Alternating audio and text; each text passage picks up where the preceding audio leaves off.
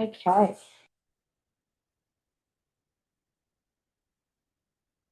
So again, thank you for having us here. I'd also like to start by acknowledging the Gadigal of the Eora Nation, the traditional custodians of our local area, and acknowledge their continued connection to country.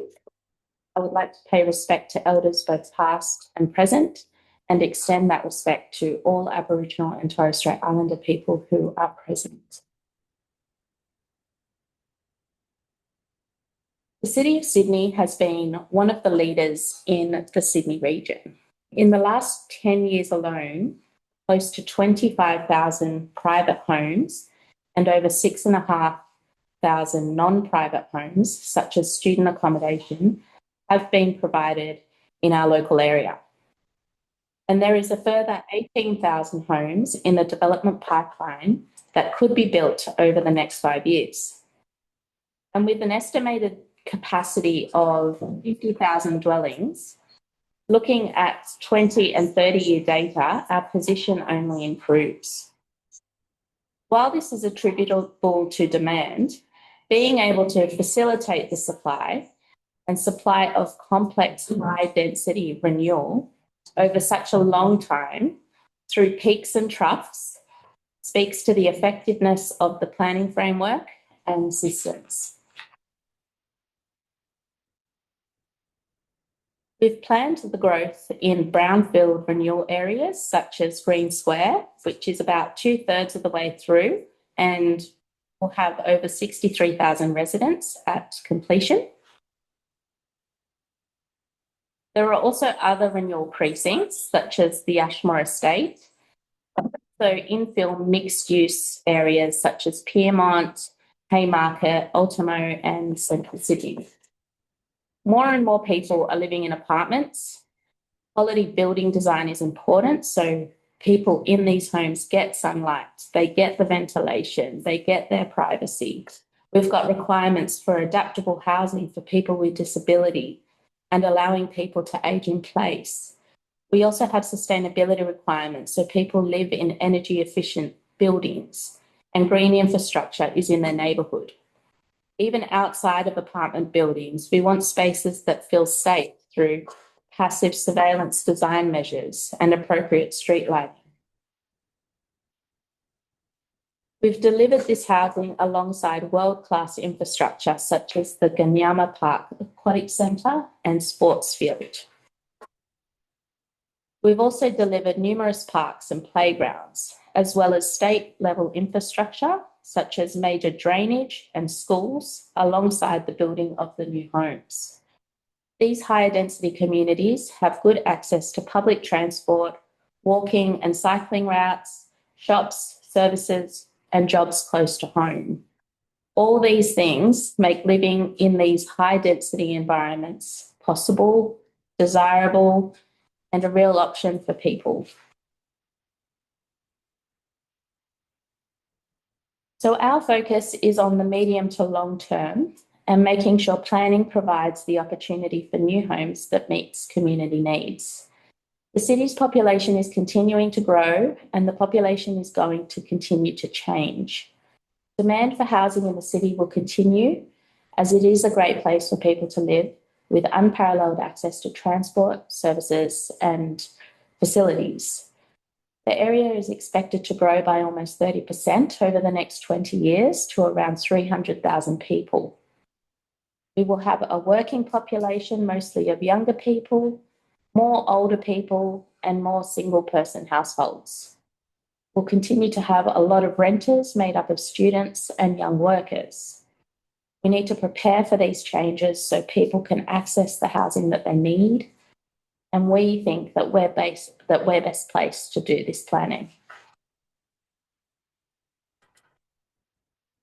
But our ability to plan for high quality development and healthy and sustainable communities would be lost if we don't continue to do the work that we've been doing. As the New South Wales government has said in its draft plan for the Sydney region, councils must plan for feasible housing supply, and if we don't, government will intervene. And in our area, intervention has looked like the New South Wales Government's Housing Delivery Authority. We're seeing a number of projects progress this way, with an average of twice the density, but with expected poorer outcomes, including less affordable housing, unwinding carefully master planned areas, less retail services, and risking infrastructure coordination and delivery. So our discussion paper is the beginning of the process. We want input on what projects we should proceed with, what other ideas we should look at, and how we might go about planning what will be included in our updated local strategic planning statement, which we expect the New South Wales Government to direct councils to prepare next year. Then we also do detailed planning of precincts over the medium term, which will include more consultation with the community and more studies. We have started looking at some of the precincts in the discussion paper ahead of planning strategies, because we know developers and the New South Wales Government are looking at them too. So the discussion paper asks three important questions about housing. First, where and how can we plan for more homes? Second, what should the New South Wales Government do to support more homes? And thirdly, how can housing better meet the diverse needs of our community? The discussion paper does not establish council policy or commit to changing the planning controls, and we're looking for feedback to help shape our next long-term planning strategies. So the first question is about what the city can do to plan for more homes. We have 10 ideas, 7 specific places, and 3 types of areas we think are worth looking at. So how did we decide on these? We asked what makes a good place to live and where can people get the most benefit? These might be places where there is already a lot of infrastructure, or there is new infrastructure on the way, or development could create the opportunity to improve access to infrastructure for new or neighbouring residents.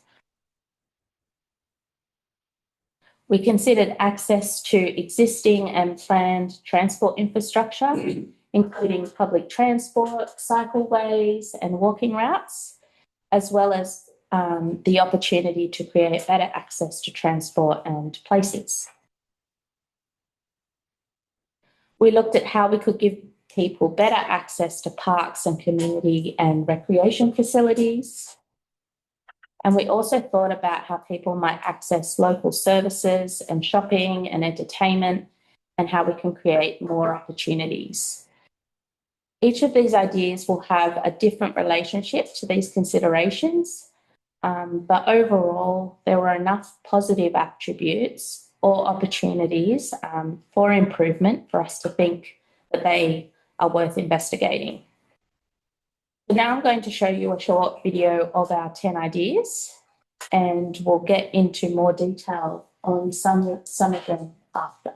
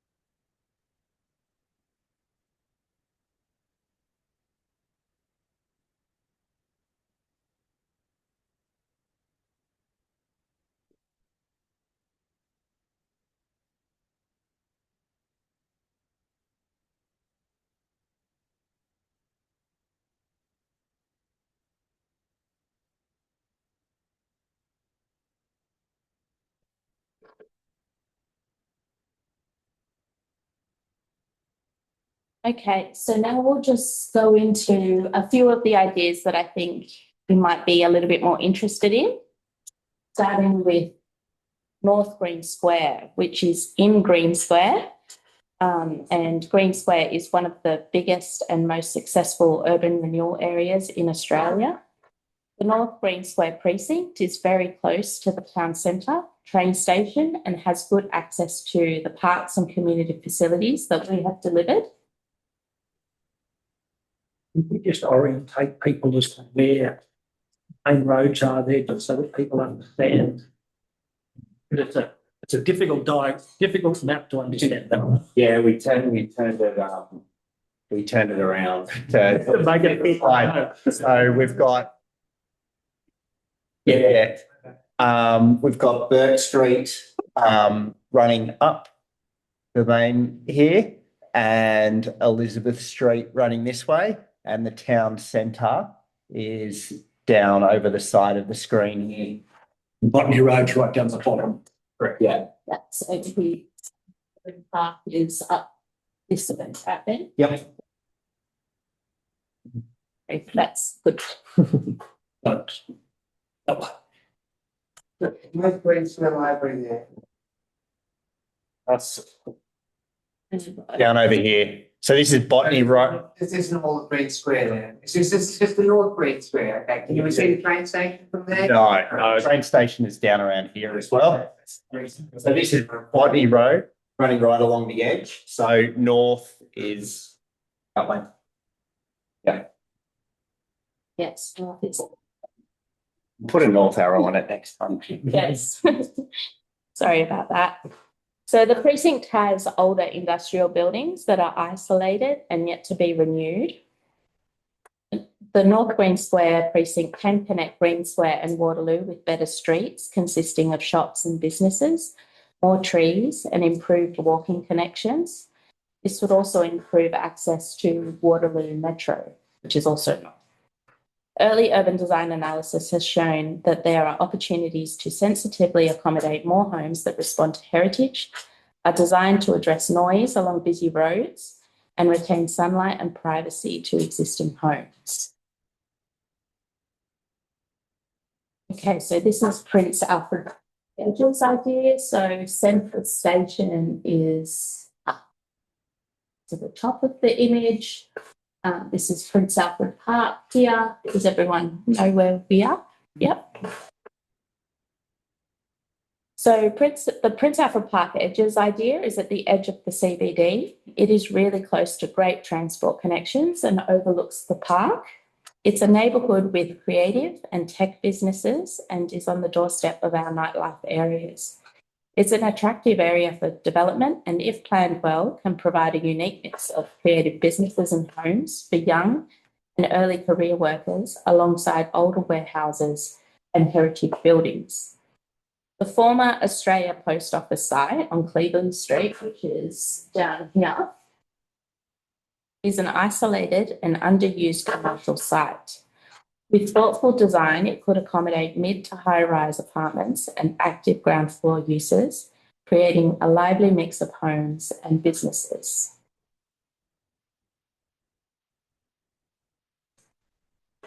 Okay, so this is the idea called More Life and Living on our high streets. So really just to orientate you, there's Redfern Street, Regent Street, Redfern Station is just here. I think that's Alexandria Park, Botany Road. So high streets like Redfern Street, Regent Street and parts of Botany Road are vital social spaces that support the neighbourhood's social life, diversity, economy and nightlife.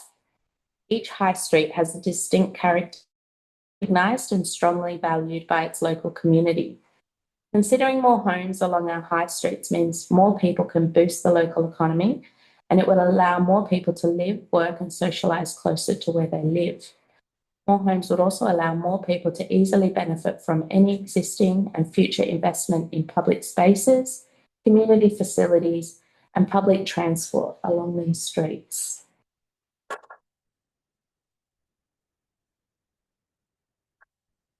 So this is the idea called gentle density on laneways. And it's the same kind of imaged with Redfern Station here and Alexandria Park here, and the laneways have been identified in red. There are many beautiful small streets with small houses in Sydney. Recent changes to the planning controls in Pyrmont allow subdivision of larger sites to create narrow Torrens-titled lots for low-rise terraces fronting laneways. This project shows how we could introduce more small lot housing into our area while maintaining local character. We already allow garages with an upper level on laneways. With adjustments, these types of buildings could become compact but high amenity homes, providing more housing choice. They would complement any heritage streets, improve laneway amenity, protect amenity to existing and neighbouring dwellings, and allow more people to live in areas with good access to services and amenities. And I think this is the last idea that we're going to focus on, which is called Parkside Living. So this is identified select sites across the LGA, and this screen grab captures some of them. Parks like Prince Alfred Park, Redfern Park, Alexandria Park and Waterloo Park are essential to our places and communities. We have many parks of different sizes and characteristics which meet different recreational and community needs. When older parks were established, they were surrounded by lower scale houses typical of the time. In a growing city, more people should have the opportunity to enjoy the benefits of living next to parks. By focusing more housing around select parks, we can give more people daily access to green spaces. We would also ensure parks continue to receive good levels of sunlight and the unique character of the surrounding area is protected. Okay, so the second question in the discussion paper is about what the New South Wales government should do to support more homes. The New South Wales government owns a lot of land and controls the delivery of essential infrastructure that supports housing. They have already planned for more housing on some of their land, for example, in Blackwater Bay or Redfern North Eveleigh. This means that can act now to deliver housing quickly and efficiently. We estimate that about 7,800 homes could be delivered on this land. There are also other New South Wales government sites which could provide more housing if additional planning was done. On these sites, affordable housing could be a priority. We estimate that a further 6,500 homes could be planned for on those sites. So this is a map that's been extracted from the discussion paper. The sites in orange are those sites that have already been planned for and where housing could be delivered now by the New South Wales government. And the sites identified in blue are ones that we think have the likelihood to move forward if more planning was done by the New South Wales government for more housing.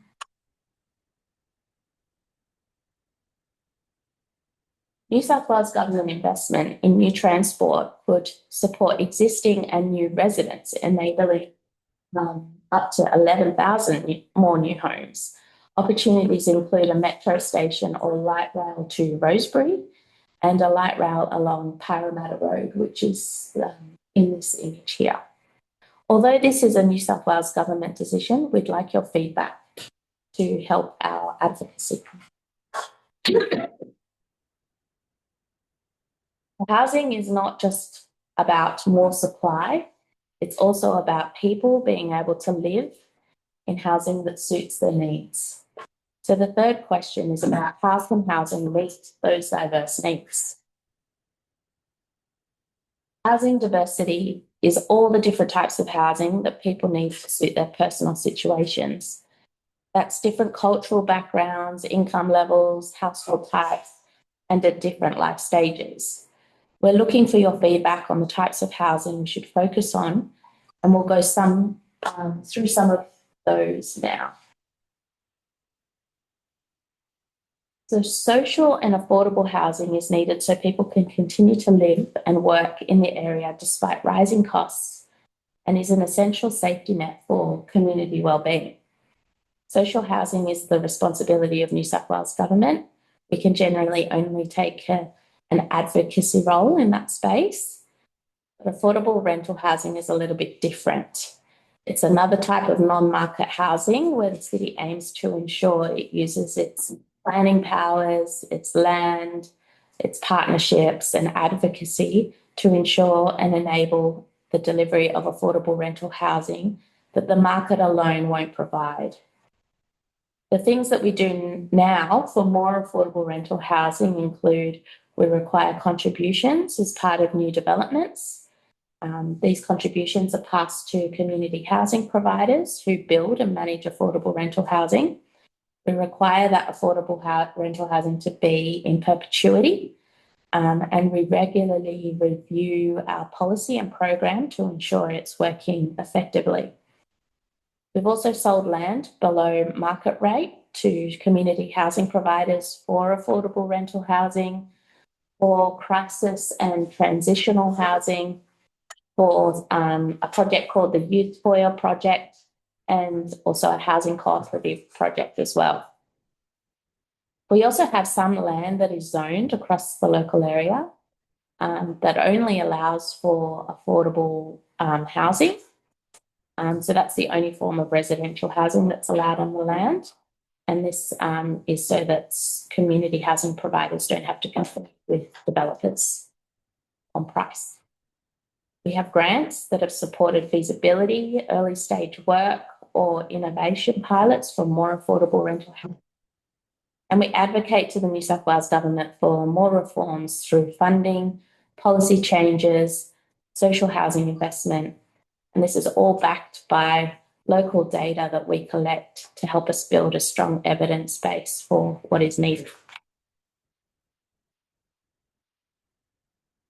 Aboriginal and Torres Strait Islander people face overall poorer housing outcomes than the general population, including lower home ownership rates, higher rates of homelessness, and higher reliance on social housing. We need more social and affordable housing specifically for Aboriginal and Torres Strait Islander people, which is owned and managed by Aboriginal organisations and designed to be culturally appropriate. Protecting low-cost market housing like traditional boarding houses provides another safety net for people who may not be able to get into social housing. But the New South Wales Government's planning rules are currently ineffective at protecting these homes, and it needs fixing in some reform. Almost all new homes in the city are going to be apartments and will need to be designed for families, for older people. Sorry, that skipped one. For families, for older people. I don't know. Did I go back? Sorry, I don't know why that's not staying. And other households as well. Housing for people needing more support is also important and relies on bespoke design and ongoing funding of services. There are also other housing models like co-ops or shared housing that can make living more affordable or suit people at particular stages in their life.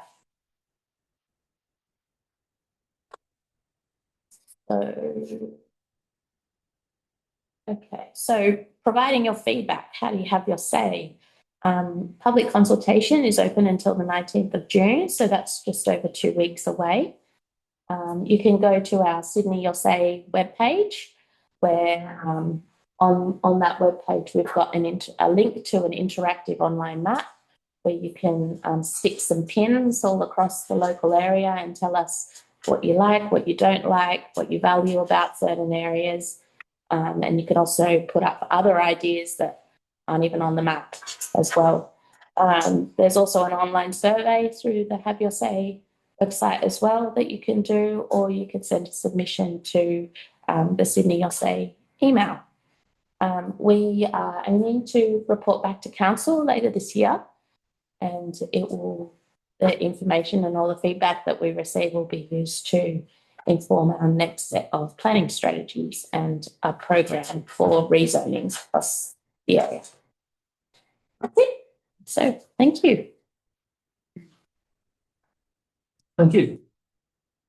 So one question I have, the document talks about the possibility of connection, like rail connection through to Green Square, and the possibility of increasing density along that. I know it's not something that's been agreed, but I know the city has also been trying to preserve land along that corridor. But I'm not clear where that corridor is and where it runs through Redfern-Waterloo. Can you throw some light on that bit? Yeah, so it runs from Green Square station down Zetland Avenue, the new Zetland Avenue, then turns up, I can't remember, it turns up north through and goes through the Victoria Park development, which was one of the first precincts to be developed in Green Square, and heads up, sorry, without the street names in front of me, heads up through Waterloo over that way.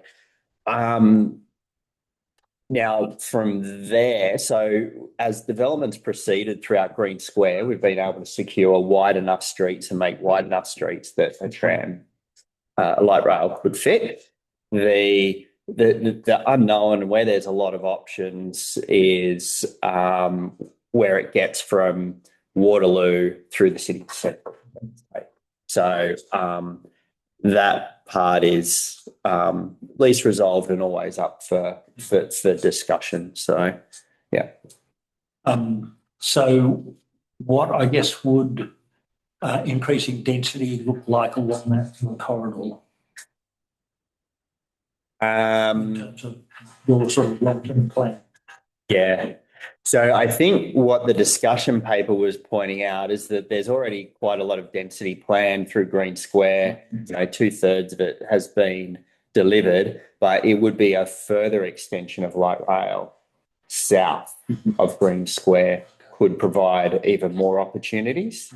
And if there was a metro, so those numbers in there talk about a metro in Zetland, close to but not far from the town centre, which would also open up more areas sort of on those southern edges of the Green Square area for more development.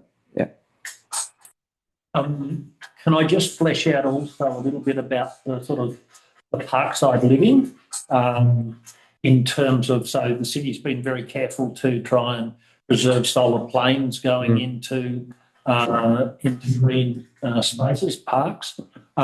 So I'm just wondering what you've got in mind in terms of how you make best use of, or what you've got in mind for how that parkside living is going to work, preserving the sort of solar planes. Yeah, they would absolutely be part of it. And for example, at Prince Alfred Park there, because of work that we'd done previously looking at what's happening in Central Station, we understand fairly well what the solar planes around Prince Alfred Park are. And so they would be respected. And if we were to plan for new housing around other parks that don't actually have the solar planes at the moment, we'd be implementing them. So to protect, and the solar planes differ depending on different parks, like they might have slightly different hours depending on use. Sometimes they're a wider set of hours, sometimes a smaller set of hours. But we work out what that is. Sometimes we put in a rule about no overshadowing or no additional overshadowing to a park as well. And so, for example, at the former PCYC site, he did a similar thing about having no additional overshadowing to Redfern. Yeah. So I guess the reason I'm asking that question is that for the sites, the geographic sites you pulled out are industrial sites that can be be redeveloped. the sites around most of the parks already exist, so therefore you basically need to uplift density in some way to be able to get some advantage from that. So I'm just sort of wondering what that looks like, given that some of those parks are going to be also have conservation areas around them. So I'm just trying to sort of flesh out what that. I mean, it's a nice idea. I'm just trying to flesh out what it actually means And that's what might be delivered. Absolutely. That's all it is at the moment, is an idea. And what we're hoping is that people tell us, you know, which parks they feel might be an opportunity and could benefit, and the area surrounding the parks could benefit from this, and which ones are actually really quite sensitive and don't actually have much opportunity. We haven't chosen parks yet. You know, except we have nominated Prince Alfred Park as its own one, but that's a similar concept. So what form it would take is really to be determined. These are the earliest days before we've started putting pen to paper.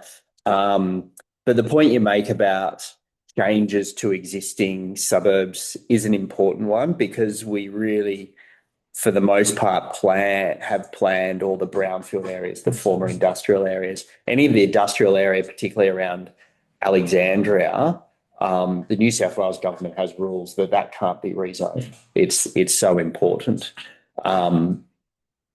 And so, for example, what we've recently done in Pyrmont is actually had to look at, you know, existing buildings and housing, and where the densities can be changed to actually increase housing again on those sites. So because of the type of development that's gone on, we are left with some of those. Really, sort of few of the options are existing neighbourhoods to look at. And I guess the other one that fits into that same sort of category is the more life and living on high streets.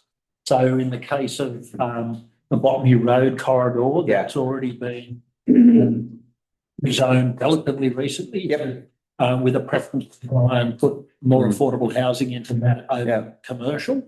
So I'm just sort of wondering what that might look like on like two different sort of corridors, one like Botany Road and the other one on Redfern Street.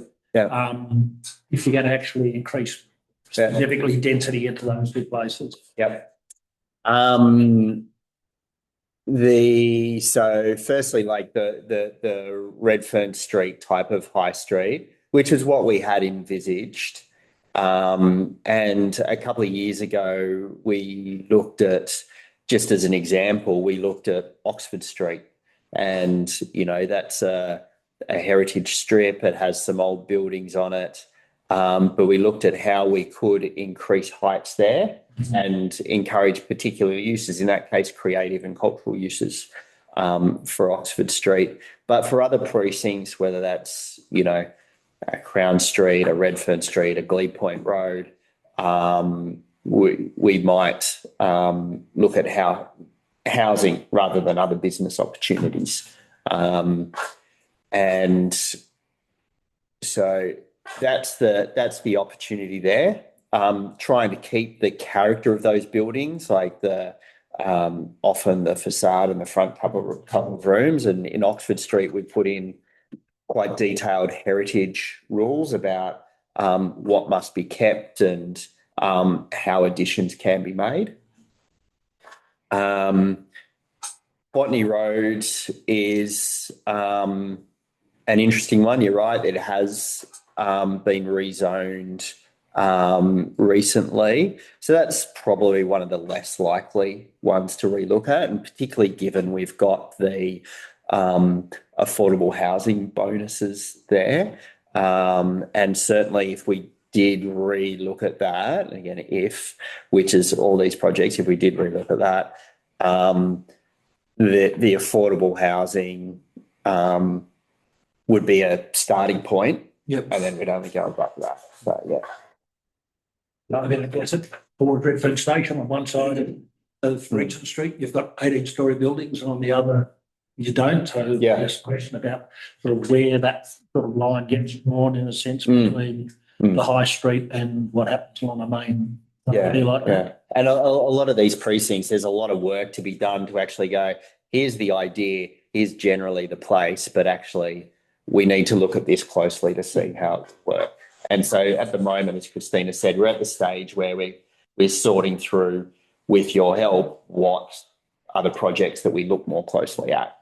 And the final question I've got before I start open to people is, have you got any indication of what sort of yield you need out of each of these locations? So, Yeah.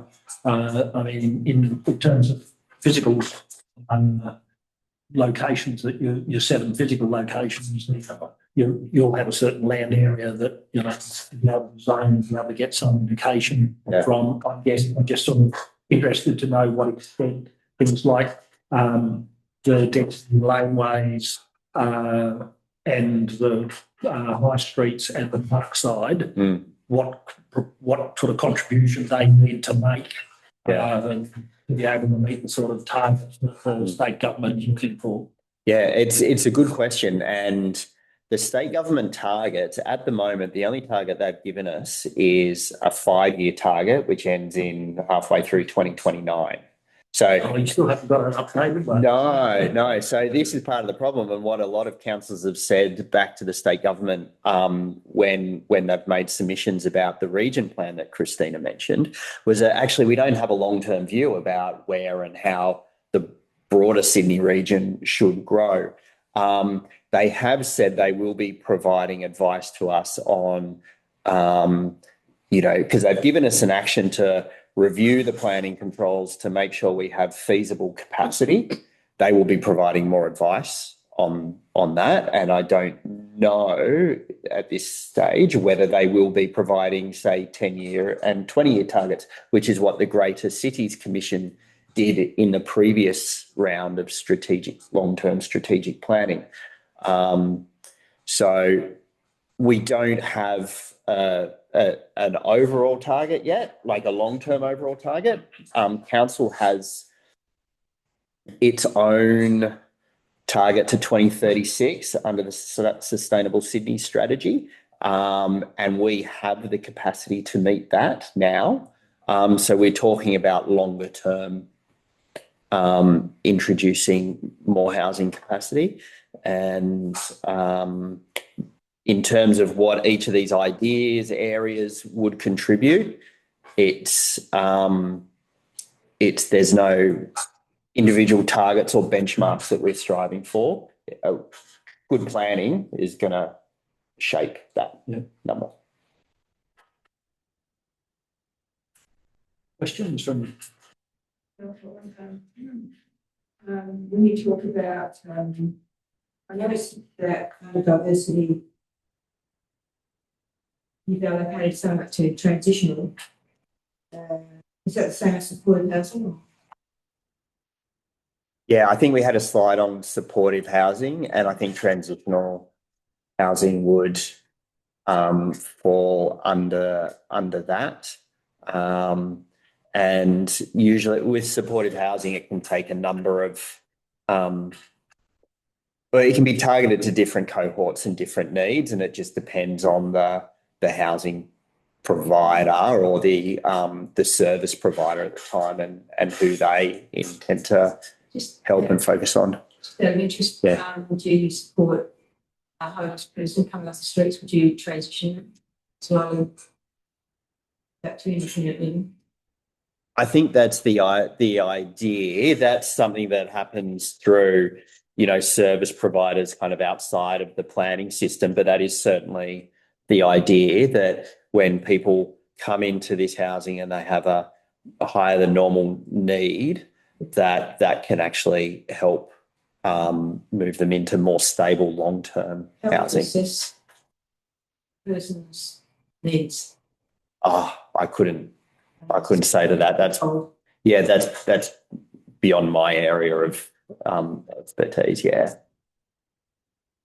In terms of the question, what housing do we need? I guess my priority would be more public housing, but obviously that is a New South Wales government kind of, responsibility. And so then I come to kind of affordable housing, which I feel like council has more of more levers for. And I guess the example I will start off with is Pitt Street just up here. There's a new development just here that was just built. It has an affordable housing element and part of it. But despite that, it's something like $700 for one bedroom, which is, 20-30% or less than market rate. But then the kind of requirements for, how much you earn. Yeah.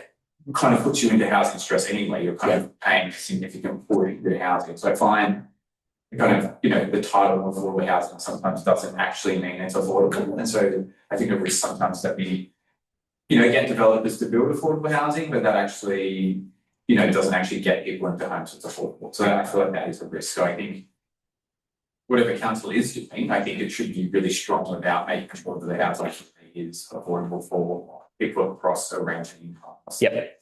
Yeah. Absolutely.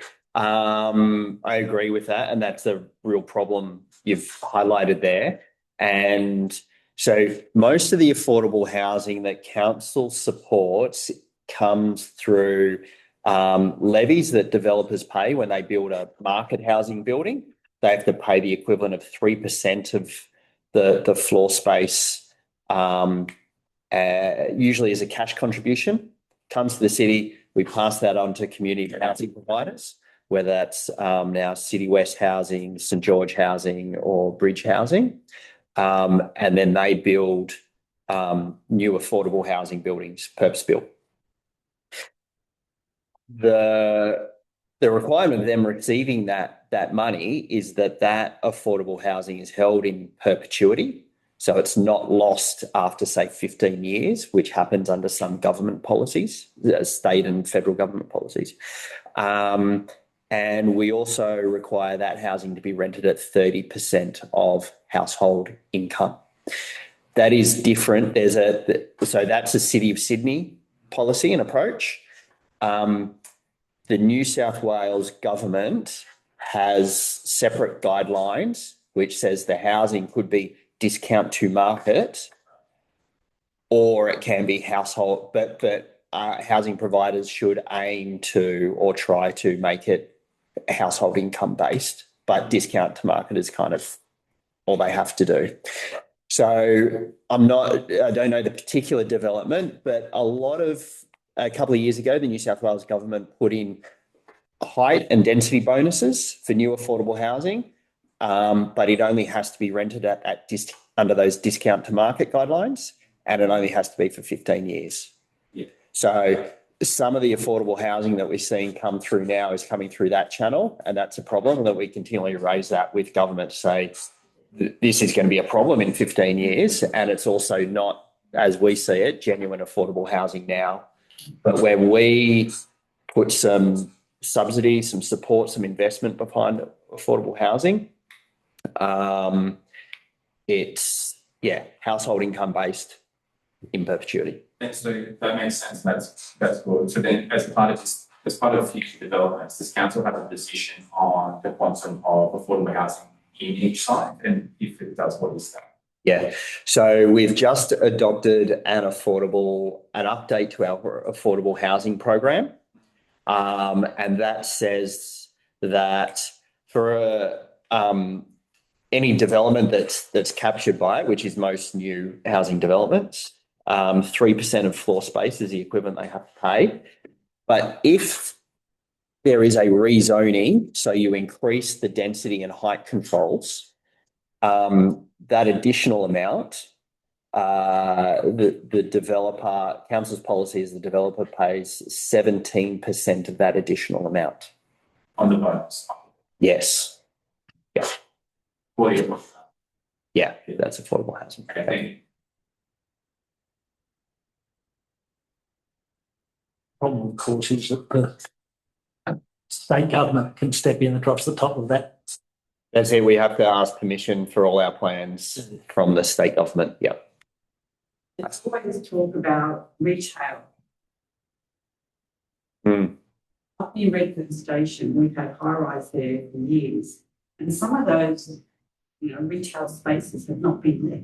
Yeah. And the big sort of shopping complexes are taking place in small shops. Nowhere to buy clothes in Redfern Street. Yeah. So, and it's becoming more nails, hair, cafes, restaurants. There doesn't seem to be a lot of diversity in retail. Yes. And I don't know what you're going to do or who can afford to come in as a small business competing with supermarkets. Yeah. I mean, it sounds good, Yeah. but from what I've seen around the neighbourhood, it's not happening. Yeah. You're right, and it doesn't happen just here. It happens in other neighbourhoods as well. There's a challenge with the planning system about how much control we have. We say something is a shop, and almost, and any sort of business that sells something can go into there, and so we can't really control whether it's a grocer that the local community needs or it's another convenience store selling soft drinks. But Still fake. yes, yeah. Yeah. And so there are, challenges in places, particularly with new development, as it's the way, funding and loans come on for new development, and there's an expectation that something will rent for a certain amount. And if they were to accept a lower level of rent, it may breach their loan conditions. So that's why often in new developments you see empty shops. And it's unfortunate, but it's connected up to, lending conditions and things like that.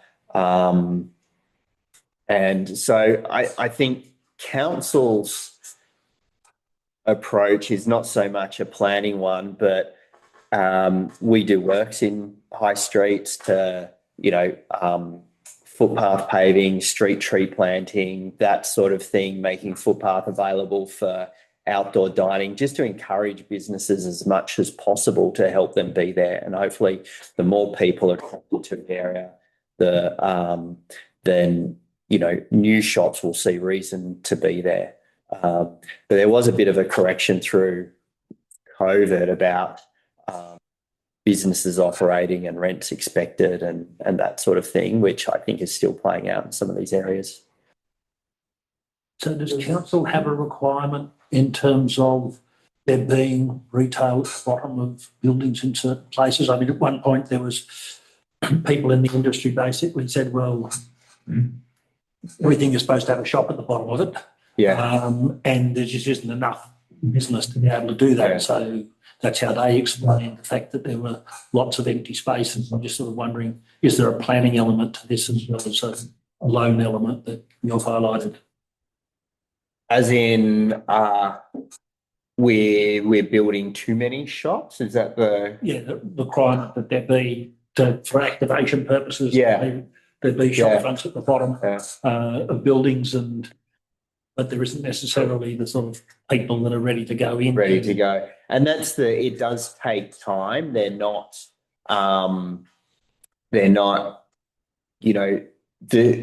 what we've seen is the shops don't occupy at the same time as the apartments occupy, and they come on later. And sometimes you'll get some of those more temporary, like, why is this here, like convenience store type usage. But over time, that might change to something that's actually more in line with what the people in the area, now living in the area want.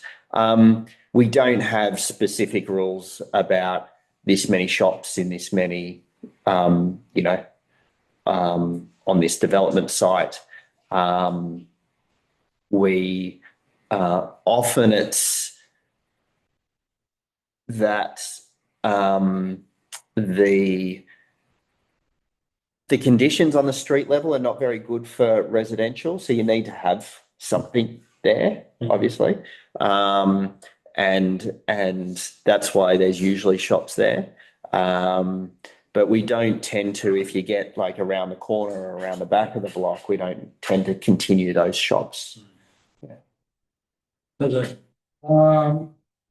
In any part of this, was any thought sort of required, requested, or decided upon as to where the people are coming from, where they're going to? As in transport, As in how people are moving through. not earning money. So, Yeah. you know, if you build 30,000 apartments in the middle of the city, Yeah. these people have got to travel 40 kilometres to a job. Great, you built it, but they're not going to come in. So was any thought given to any of that? Yeah. So these ideas, most of them, if not all of them, are pretty well connected to transport, existing transport. Some of the ideas like that we put, say, with the state government ones, we say, well, actually more transport, say along Broadway or down to Green Square and Southern Green Square, could open up more opportunities for housing. And we're saying that, well, that housing shouldn't come until the transport is provided. But the city has reasonably good access throughout the council area. There's reasonably good access to transport. And then I think once the housing there, people make their own choices about, all right, I want to live in this precinct because I know my job's over here and this works for me. So does that answer your question? Kind of, but that sort of leads to, yeah, kind of. I'm guessing or I'm imagining that the state government's just trying to figure out, okay, how we're going to set stuff up for people, because you're providing them with, yes, we can build here, but for me, for instance, it's not that expensive. It's $50 a week in travel. You know, it goes back to the whole thing is what's affordable. For me, $50 a week travel over a year doesn't bother. But for somebody else, $50 a week travel, especially if they start to have to travel further out, they're not going to come to move here. So you did say yes, they're going to move, but yeah, but there are a lot of employment opportunities in the city, and we have a case where more people are coming into work in the city of Sydney than are people in the city of living in the city of Sydney going out to work in other areas. So that's the what we're catering towards. And if you have a look at some of the precincts we picked out, Ultimo Piermont, that was on the basis we did the first round of rezonings, and we're going to look at some more. That was on the basis of the new metro going there. Prince Alfred Park, that is, you know, very close to Central. Same with the Broadway precinct. The Green Square North and the Beaconsfield precincts are both within walking distance of the Green Square station. So, yeah, they are. We have thought about, you know. I guess the reverse is also the problem, in that we have huge numbers of people that are working in service industries that can't afford to live anywhere near the city where they're actually delivering services. And that's the whole thing that drives the affordable housing push, to try and make sure that people that work in the city actually can live in the city for a rent that actually works. My concern is one that was asked many years ago, a gentleman by the name of Ross Smith. Can somebody give me a figure of what affordable is? Yet to hear one. 30% of household income. Which is? Well, it depends on your household income. It'll be different for different people. Yeah. Yeah. So, I mean, that's part of the reason why the affordable housing scales are basically set up to a certain point, and over that you're expected that you can actually survive whether you can or not in the city. Above that, and when if you're below that threshold, then it's a percentage of income. So that's where the 30% bit fits in. There was an image just before about it was like terrace houses, and then changing the plan was to allow like some kind of addition. Yep. To that. And I think it was near Alexandria Park, maybe, or like that was an example of like, you know, terrace houses, you know, Yeah. like laneway. Yeah. I'm just wondering, like, you know, in that example, Alexandria Park was, you know, near a future metro. We're building these massive new towers in Waterloo, and then you're going to have, you know, you've got what is terrace houses with, you know, these kind of like new granny flats or whatever. Mm. I'm just wondering, is that level of kind of ambition, you know, commensurate with like the city that we are and like where those housing is located? Like when I think of being near a metro, near Redfern station, one stop from Central, typically if you put that anywhere else in the world, we're not getting little terrace houses, Yep. 2-bedroom. You usually have 3, 4, 5 stories. And so is it the planning rules that kind of stop that from happening, or is the economics of it that land so expensive so high, 6 terrace houses and put 4 stories up? What is the... At the moment, we're asking whether it's a kind of a policy position, because the land economics kind of changes with, you know, interest rates and things like that, and can be worked through. But the precinct that you're talking about, and many of the other areas where we're talking about having this laneway housing, are in heritage conservation areas, and council's current policy is that those heritage conservation areas should be conserved, but that adding to the rear of the site with a compact home is a way to have additional dwellings without demolishing or destroying the terrace housing at the front that people value. So it's a way of balancing those. Yeah, I guess my feedback, I mean, people would disagree with me, especially the people I know as terrace homes, but I wonder if the balance is right. Like I do like Yeah. it's beautiful, it's nice. But Yeah. you know, I would, you know, if there is a balance that can be had where you're kind of still increasing the capacity of the site, but maintaining the site, like I think it can be done quite nicely. Yep. Would be my feedback. Yeah. So I mean, that's the sort of feedback that we're hoping from people, and we might hear feedback that no, don't touch anything whatsoever in heritage areas. Do a little bit of something. Some people would probably saying to us, you should get rid of heritage areas. So that's why we're encouraging this feedback, so we can kind of go back to a council and say, well, this is what people are thinking, and these are the things we should progress with now. Yeah. So I mean, just to unpack that one a little bit, I guess, in terms of the dimensions that were put in, or the sort of missing middle type terraces and stuff like that, they were actually sort of larger blocks than what we have in many of the inner city terrace areas as minimum requirements. Yep. And in many of the terraces, people can't build out further because they've already covered the maximum land mass that needs to cover. So I mean, presumably, if you're going to change some of those planning rules in some way, to be able to permit basically getting rid of the backyard and putting a premises in it, and a size, you know, a width that might not be within the current requirement. So I'm just wondering how you see that working out. Yeah. So our rules at the moment already allow someone to build a garage with an attic over the top. That people often occupy the attic as a bit of a spare room, or maybe send the kids out there or something like that. Or it's the work from home office or something.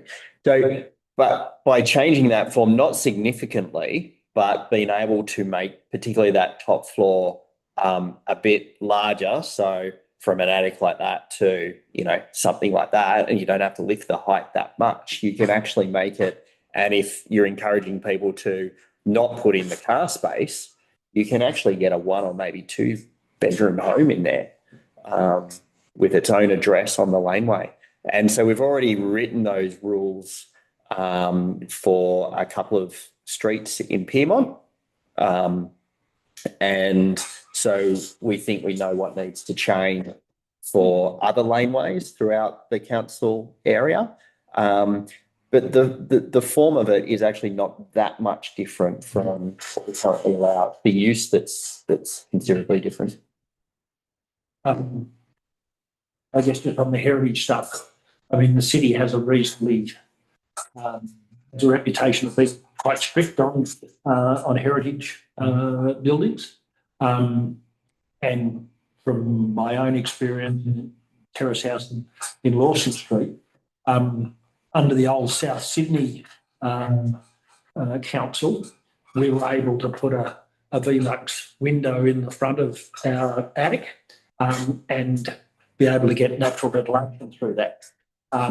Under the City of Sydney, anybody that's done that attic conversion subsequently has had to put air conditioning because they're not allowed to actually put a Velux in the front because it's considered to disturbs the heritage frontage of the building. So, I mean, that increases floor spaces within existing buildings as opposed to anything else. But I'm just saying that there is a very strict approach to how things get dealt with in the City of Sydney in heritage, which may also impact on terms of what we have to do as far as changes to buildings and development. Yeah, particularly the front part of the terrace, people or the city has shown a lot of care and towards those and how they might change.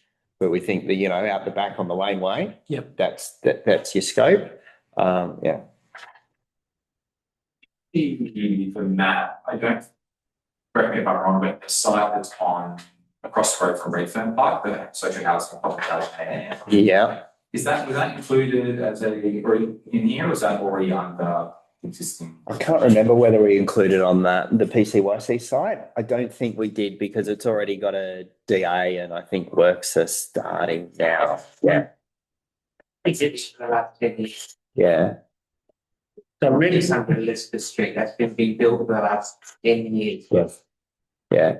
So we heard from Homes today that work hadn't started. It's going to be starting soon. But I think it's got a kind of imminent update. We've been hearing that. Yeah. A long time. But in terms of the sites where more housing will be built now, Redfern Place is one of those. Okay, right. Along with Waterloo South, Explorer Street, and then areas on the railway corridor, like the paint shop precinct, are all on that list, as well as the overstation development that's supposed to go over Redfern Station, which was sort of planned back in 2006. So they're all the sites that are sort of there where stuff can happen now because of previous work that's gone. The ones that are more problematic include spaces in the railway corridor that are being used actively by Transport for New South Wales. And I remember someone in Urban Growth once telling me that depending on who you talk to in Transport as to whether or not they thought they needed it or whether it might become available. But Urban Growth went through and did a study which basically was if all this stuff goes up, build all the high-rise through. Mind you, when Urban Growth did that, they also extended the high-rise up through Redfern Street and much higher density in Waterloo as well. But they're the sorts of sites that are down.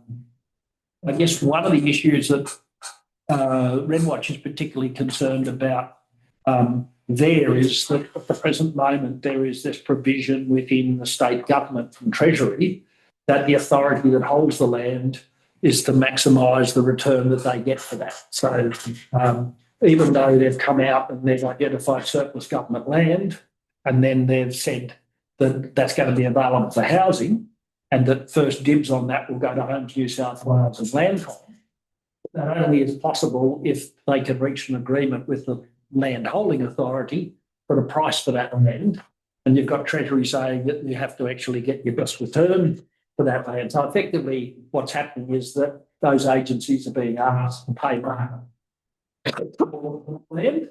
And that forces those agencies back to look at the redevelopment of existing assets that they own, like existing public housing space, rather than actually go into the development of that surplus government land, because they're effectively paying commercial rates for that. They're not getting.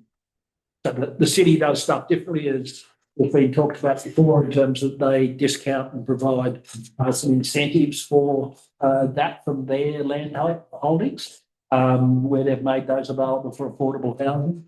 The state government is running very much on a structural type model. And that's one of the big problems at the present moment in terms of the redevelopment and surplus government lands for affordable and social housing. With all the people moving in, you've got parks, but most of it seems to be passive open space. And the density of people all using the same park or same open space, where are the kids going to play? I mean, a lot of the playgrounds they're good for under fives. But if you're a mother, you're working, you want to get your kids to the park, you've got to cross 2 or 3 busy roads to get there. It's not going to happen. So how are you going to address activity for young people and even 14-year-old boys? Where do they play? Yep. Even now, where do they play? It's very little opportunity unless you drive long distances or travel a long way. Yep. And if you just want to pop out for 2 hours, getting to burn up the energy, brilliant. Not many places to go. Yeah. And council has a open space and recreation needs strategy, which we're re-looking at as well. But that talks to things like how we might upgrade parks to provide a diversity or a range of uses. So over time, there's the skate park at Sydney Park, build a skate park at Glebe. We know that pump tracks, there's a lot of interest in those, like BMX type tracks in the future. The Green Square School has basketball courts available outside of school hours. So we do look at how we can upgrade and put more kind of facilities or opportunities into our parks when we do renew them.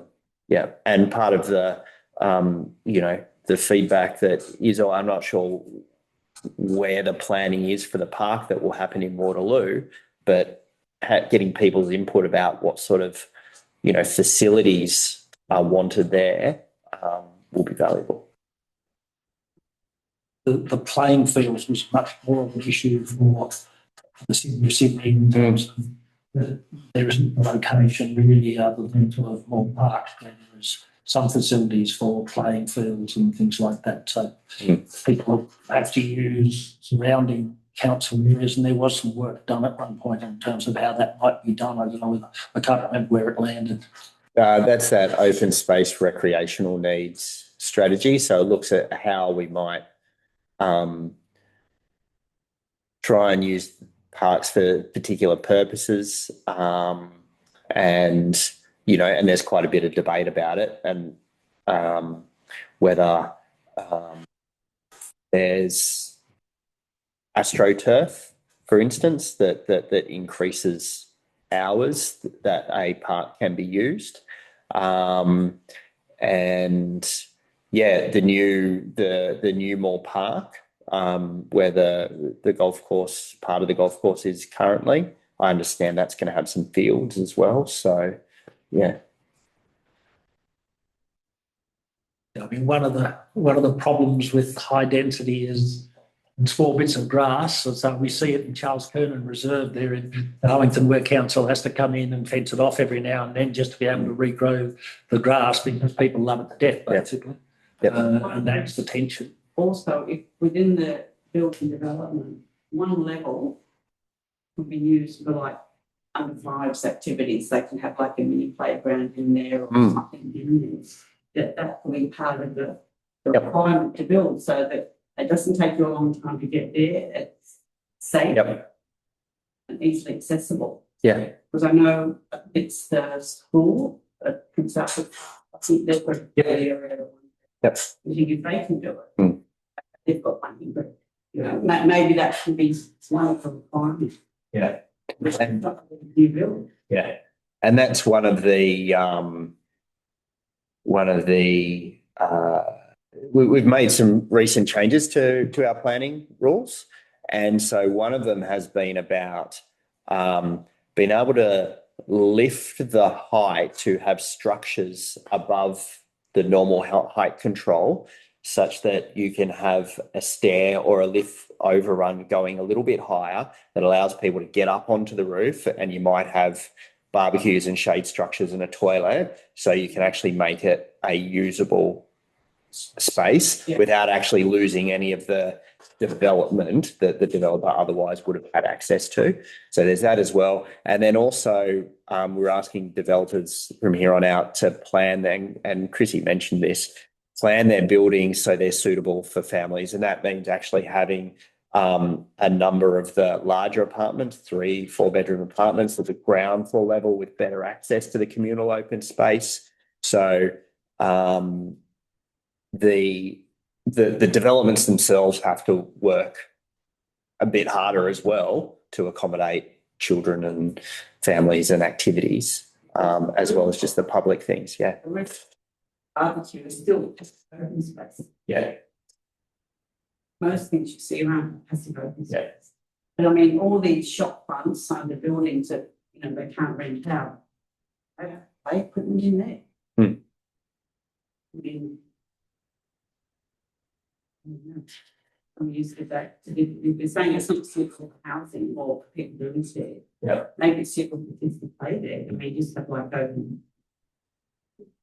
open wire fencing or whatever, sell it enclosed, so all the schools, you know, a different use of that space. Did we have any questions from people online? Yep. Karen Brown as a question. What percent in Green Square is social? What percent is affordable? That's her question. In Green Square. Yeah. Oh, the part that we marked out, that hasn't been. Did you just mark? We've just drawn the kind of the boundary at this stage, but council does have its policy that I mentioned before, that when something's rezoned, the target is for that new amount of floor space, 17% of that would be affordable.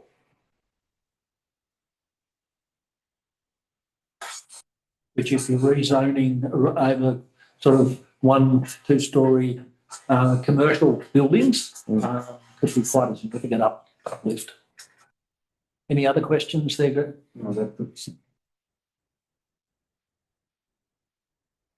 Anybody online got anything that they want to say, or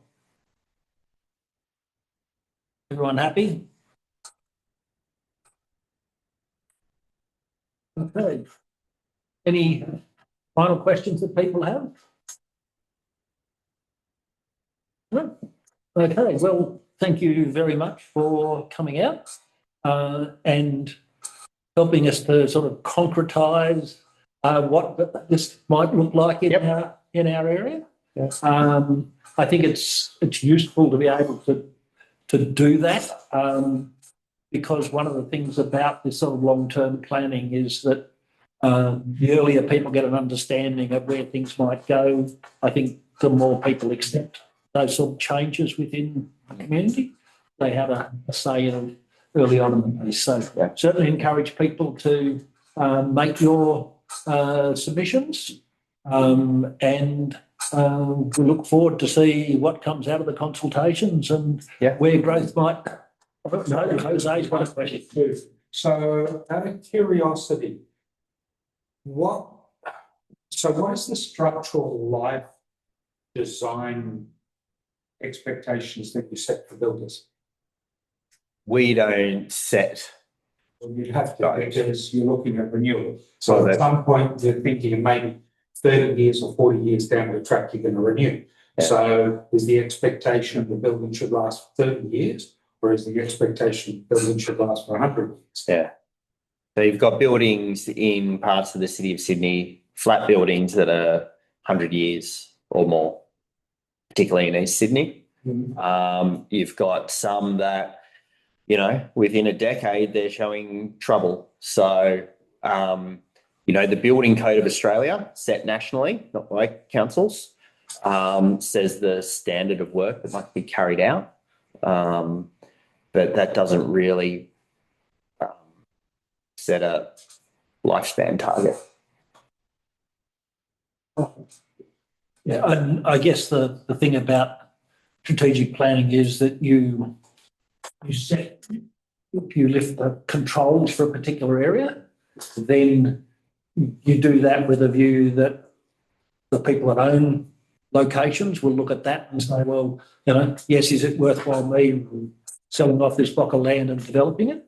Well, I'm not about that, I'm talking about the point when talking about but when you build something, you kind of build it with a view of, well, this building is going to be up for, it's going to cost me X amount to build.